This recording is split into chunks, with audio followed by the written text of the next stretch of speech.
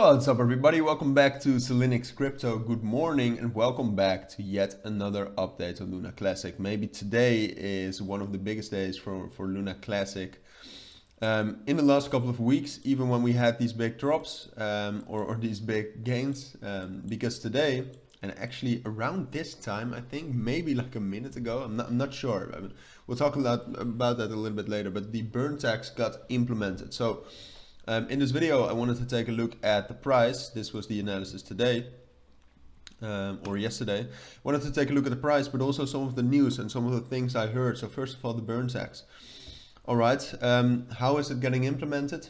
It's just a tax on every transaction on the Luna Classic blockchain. All right, that's it. How most exchanges are implementing it though, is that you put your Luna Classic on the exchange, so you deposit it.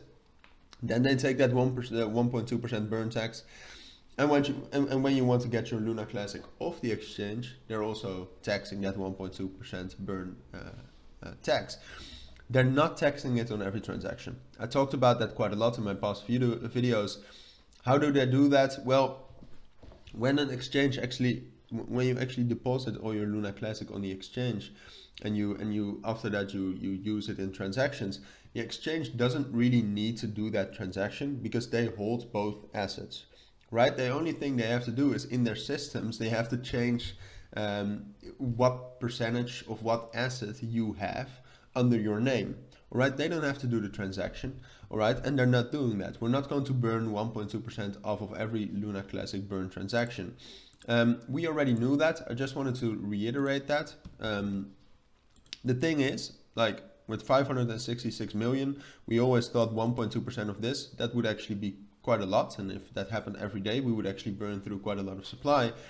But now that that's not happening, a lot of people are saying that burning something is better than burning nothing, which I agree with, but it's definitely more bearish than we expected.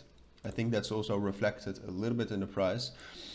So now the big thing is, guys, the most important thing right now is that we need to see how much Luna Classic is being burned.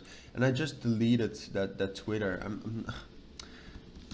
I don't know why I did that, but the thing is, we just need to see how much is actually getting burned, because now if actually a lot is being burned, then we'll probably go up. But if we see that something is being burned, but that it would still take 100 years before we burn through 50% of the supply, I'm sorry, you're not going to get to 1 cent. You're not going to get to 10 cents.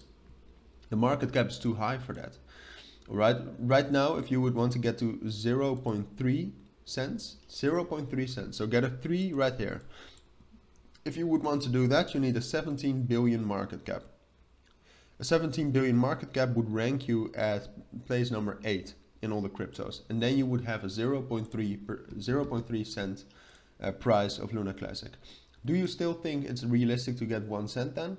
Yes, if you burn through a lot of Luna Classic. So that's the thing to watch out for. I found this Twitter account, which looks to be quite reliable.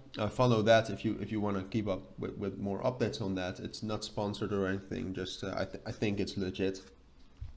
That's the main thing. We need to see how in practice it really goes. Apart from that, if we take a look at the price, because obviously that's also one of the main reasons. This is a case, I mean, I drew this triangle, it's still very valid because you can just see that we found resistance and we just made lower highs all the time. It's also a little bit of the case of buy the rumor, sell the news. We now got the news is out, the burn tax is implemented, probably around this time.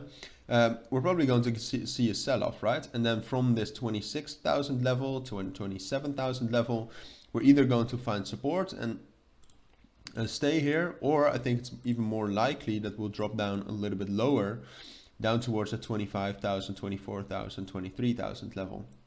And then from there we'll have to see again. I mean, I really think the only way to get a bull run with Luna Classic is if the burn tax is actually showing some results. If we see, I mean, maybe it doesn't even need to be that much percentage of the supply. Maybe it just needs to look like a lot, all right? I mean, if a news event comes out like 500 million Luna Classic is being burned already, that might be enough to break through our main resistance level. But in this case, our main resistance level, just technically speaking, is 31,000. If we can break above 31,000, we're having some sort of a bull run, all right? First up to 35,000, then up to 40,000. So breaking above that, if you see that we break above that, we've probably done something. That's the main thing to look out for.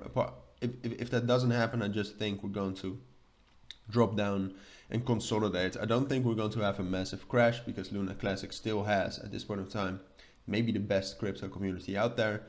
But it's not looking as great as a couple of weeks ago, right? And I think we can all agree on that. If we actually burn through quite a lot of Luna Classic, there are some possibilities. First of all, to get a nice run right now. Second of all, also to get to 0.1 cents. But we really need to see if it does burn a lot of Luna Classic. So that's everything I wanted to say. I think if you still have any questions, feel free to ask me down in the comments. Crypto.com, by the way, also implemented the same as the other exchanges. Forgot to say that, but for now, that's my take on Luna Classic. So if you do have any questions, feel free to ask me down in the comments. But for now, I want to thank you all for watching and listening. I want to wish you all a great day, and I hope to see you all in my next Luna Classic update. So put those notifications on. Bye.